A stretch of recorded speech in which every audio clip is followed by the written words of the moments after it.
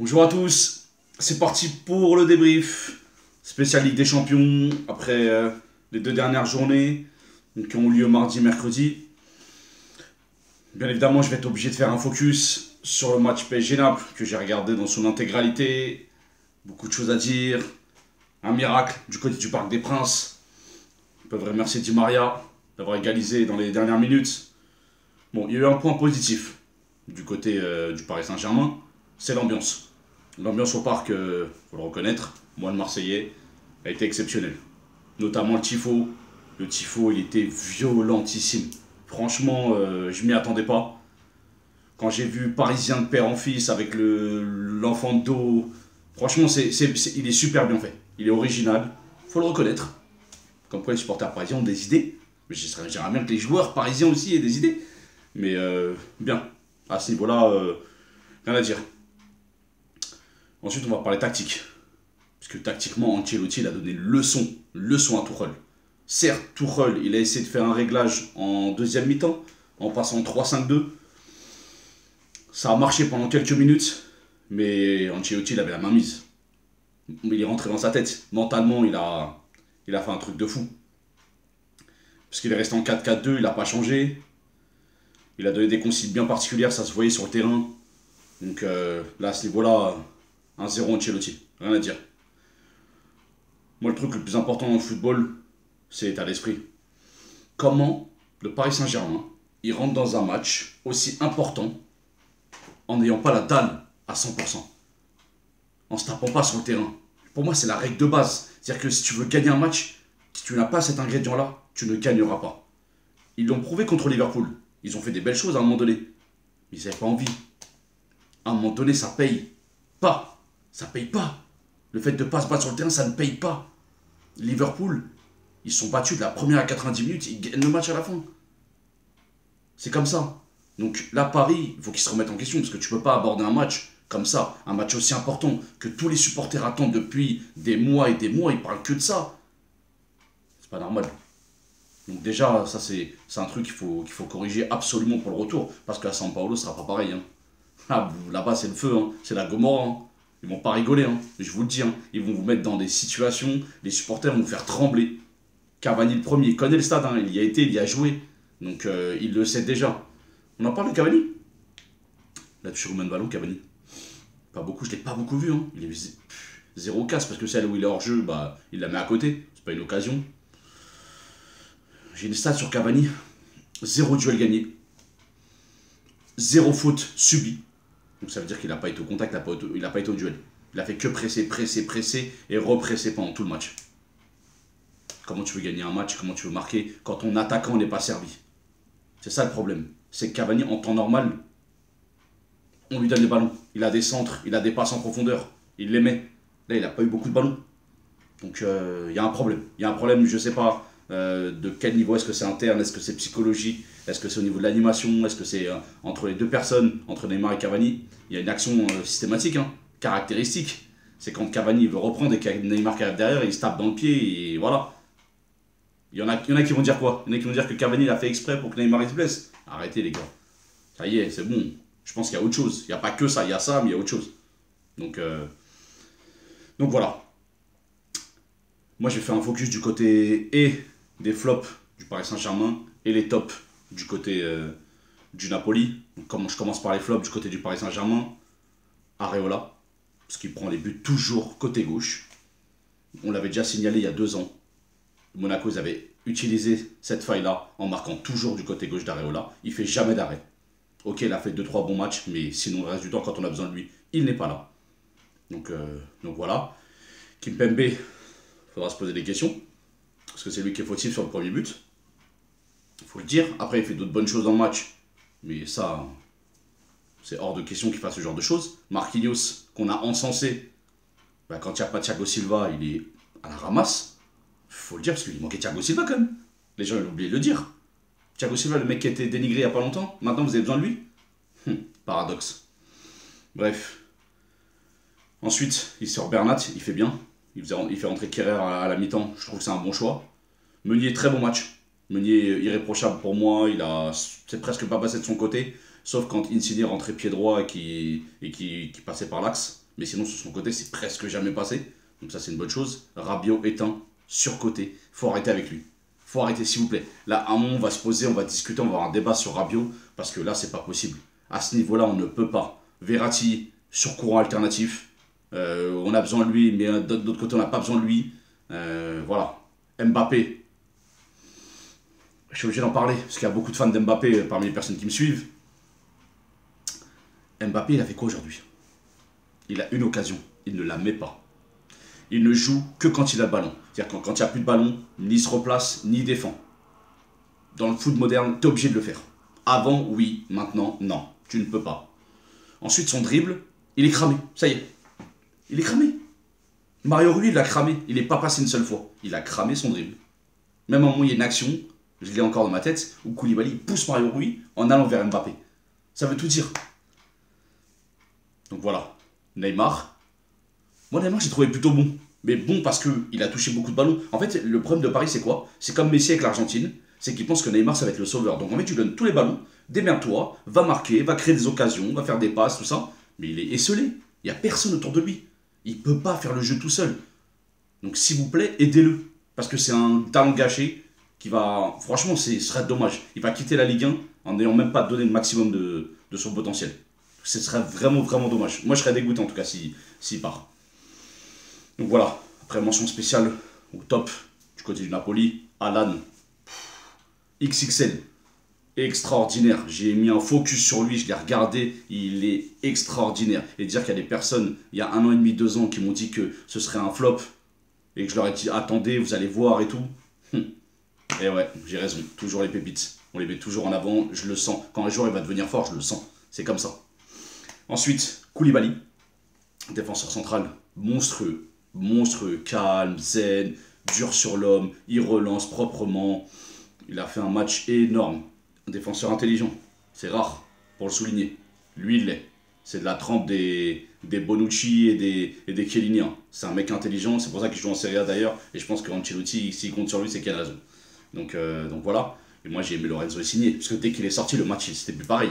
Insigne, quand il a le ballon, c'est la folie. Il se passe toujours quelque chose. Il crée, il se déplace, il percute, il envoie, il fait des passes, des frappes à 20 mètres.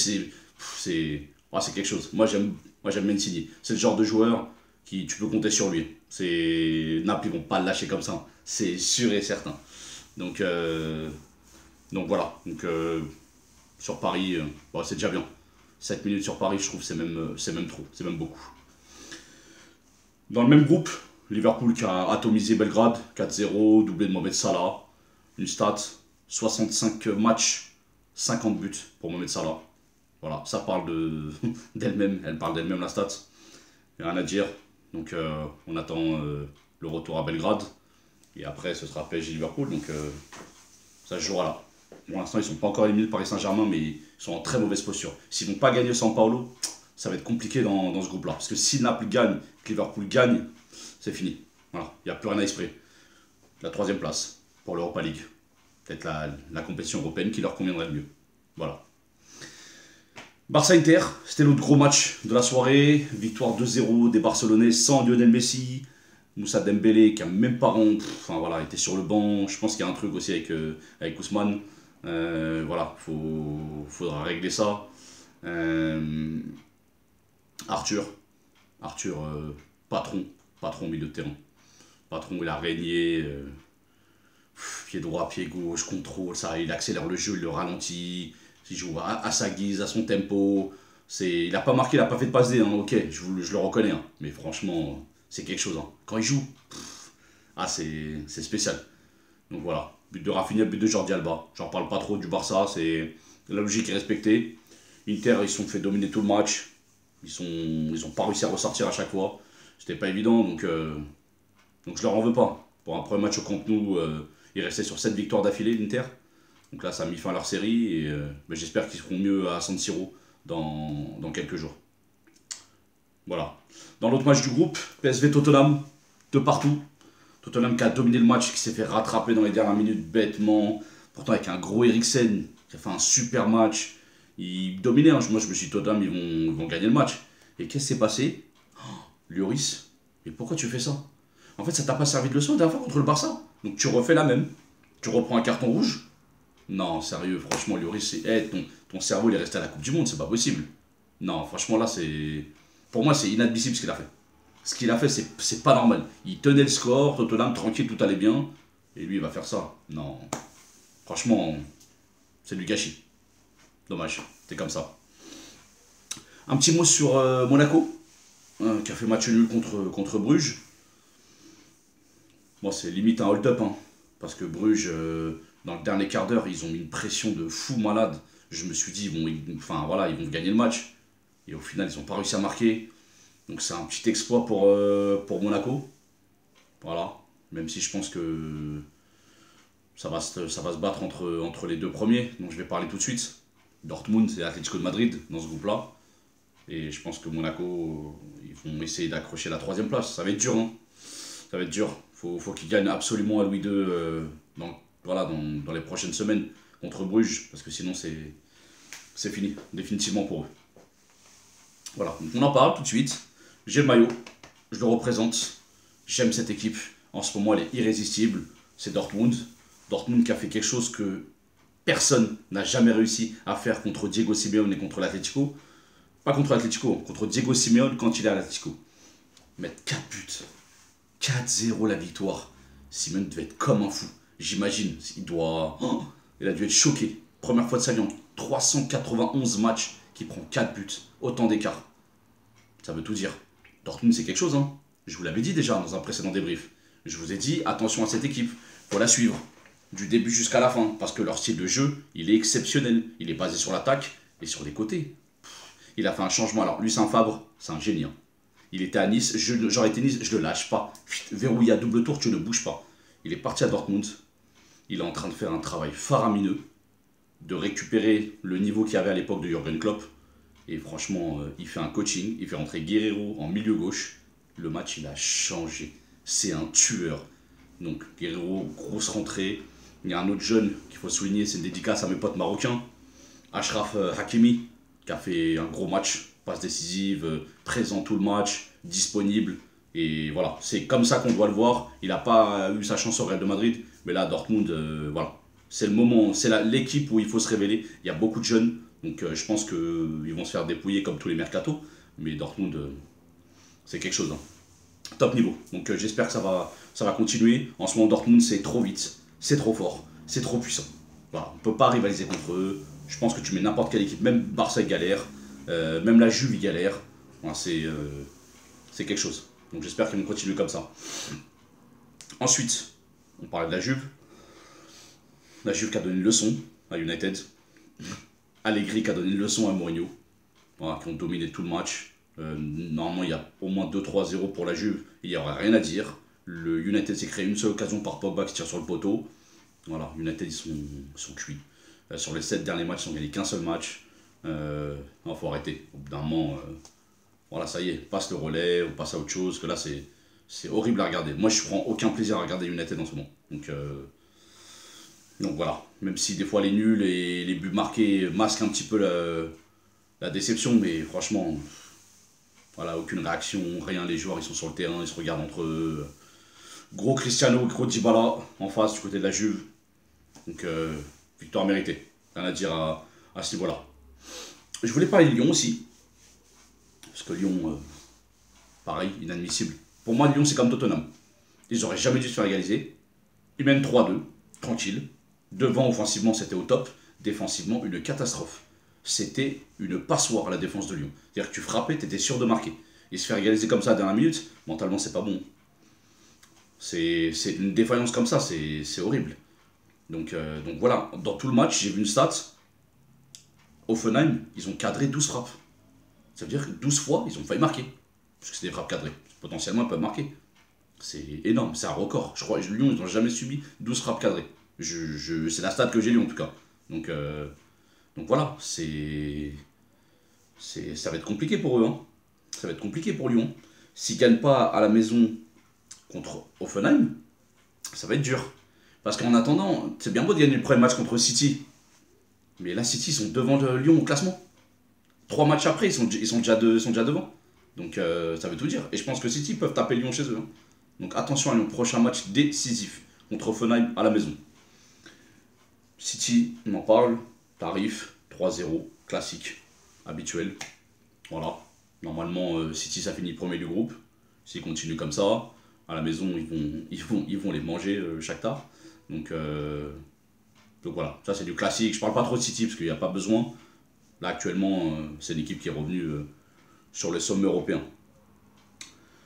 Ensuite, un petit focus sur Porto. Mes amis portugais, qui sont premiers du groupe, qui ont été gagnés à Moscou 3-1, avec un gros Corona. C'est un joueur que je ne connaissais pas beaucoup, je l'avoue, mais qui a crevé l'écran. Vraiment, vraiment, c'est un top joueur. S'il continue comme ça, il quittera Porto. Voilà, c'est actuellement avec Brahimi, c'est les deux meilleurs joueurs de Porto. C'est eux qui vont gagner, avec Herrera aussi, un petit peu le Mexicain. Mais franchement, Corona, c'est une petite révélation. Moi, j'aime bien. Un joueur que j'aime bien et qui restera pas longtemps, à mon avis, du côté de Porto. Donc voilà, prochain match, si Porto gagne à la maison, qualification quasiment assurée. Voilà, je suis content pour leurs supporters, les amis à moi, dont Christopher Maduro, pour lui, petite dédicace. Une autre dédicace, c'est pour Brahms, alias Tiki, qui me dit que l'Atlético de Madrid, ils vont gagner la Ligue des Champions. Franchement, j'espère que ce que tu m'as dit, c'était une blague, et je veux que tu m'avoues par message que c'était une blague, parce que t'y crois pas. Parce que là, actuellement, la Juve, le Barça, même Dortmund, ils sont au-dessus. Au-dessus de l'Atlético, ils l'ont prouvé. Donc tu peux pas me dire ça. Je comprends pas pourquoi tu me dis ça, mais tu me l'expliqueras un de ces quatre. Victoire de l'Ajax à la dernière minute. Encore une fois.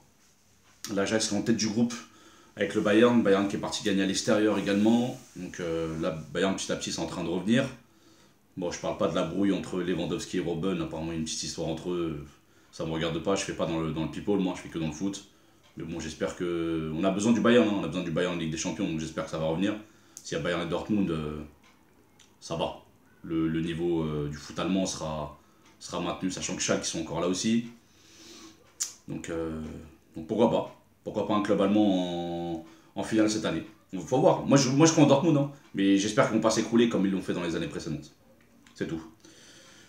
On finit sur trois choses. Déjà, le Real. Le Real qui gagne de justesse 2-1 à la maison contre Pilsen, qui est l'équipe la plus faible pour moi actuellement en Ligue des Champions. Donc c'est inquiétant, hein, parce que à 4 jours du Classico, j'ai un peu peur pour eux. Hein. Parce que dimanche, ça va être costaud contre le Barça au Camp Nou. Hein. Certes, il n'y a pas Messi, mais si c'est le Barça d'hier, Real, accrochez-vous. Je vous le dis. Hein. Donc voilà, but de Benzema, ça fait plaisir pour lui. Un des meilleurs buteurs en Ligue des Champions, j'espère qu'il va continuer comme ça. Donc voilà, parce que j'ai vu une stat aussi sur Benzema qui m'a intéressé, c'est que sur les 14 dernières saisons de Ligue des Champions, il a toujours marqué au moins un but. Donc ça prouve quand même que c'est un attaquant régulier au plus haut niveau. Que ce soit avec Lyon ou le Real, il a toujours marqué en Ligue des Champions. Donc c'est le plus important pour lui. Deuxième chose, la Roma, qui déroule face à Moscou. Dzeko, doublé, encore là. Un attaquant sous-coté, qui est toujours bon, qui est toujours là dans les grands matchs. Je ne comprends pas ce qu'il fait à la Roma. Normalement, il devrait être dans un grand club. Ok, il était à City avant. Mais normalement, censé jouer dans un grand club. Donc j'espère pour lui qu'il aura fait ses preuves et qu'il jouera dans un plus grand club. Moi, je vois bien au Real. Hein. Je vois bien au Real, c'est exactement l'attaquant dont ils ont besoin. Ce profil-là, qu'ils n'ont pas actuellement. Dernière chose, le top but. Le top but de cette semaine Ligue des Champions, je suis obligé de le donner à Di Maria.